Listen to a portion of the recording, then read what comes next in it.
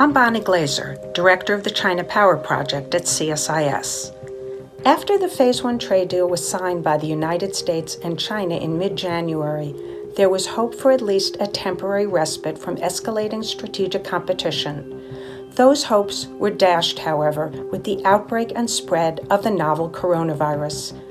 Today, relations between the United States and China are at their worst point in decades.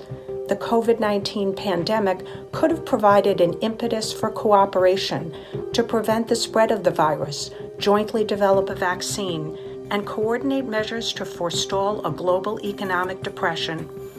Instead, ties between Washington and Beijing have become ever more acrimonious in recent months. Both governments are engaged in a blame game over who is responsible for the origin of COVID-19. A Chinese foreign ministry official baselessly maintained that the United States may have brought the virus to Wuhan when a group of American military athletes visited the province to compete in the World Military Games last October. President Trump has suggested that the U.S. has evidence that COVID-19 originated in a laboratory in Wuhan, but no evidence has been put forward, and most scientists believe that the coronavirus occurred naturally. U.S. China strategic competition is increasingly shifting to the ideological arena. China's propaganda apparatus is touting the country's success in combating the virus and championing China's role as a global leader that is providing desperately needed medical supplies to the world. At the same time, Chinese state-run media is denigrating the U.S. governance model and declaring an end to the U.S.-led world order.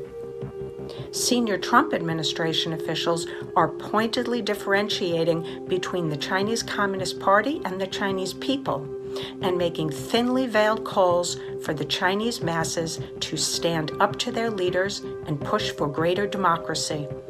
Both sides' actions are deepening mistrust.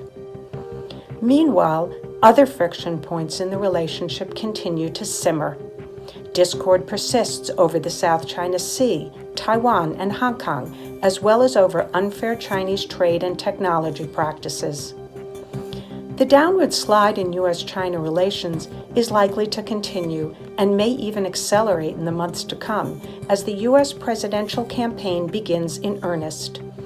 With the latest Pew poll showing 9 in 10 Americans believing that China poses a threat, both Donald Trump and Joe Biden, the likely Democratic presidential candidate, will vie to persuade the electorate that each is better able to defend American interests against growing challenges from China.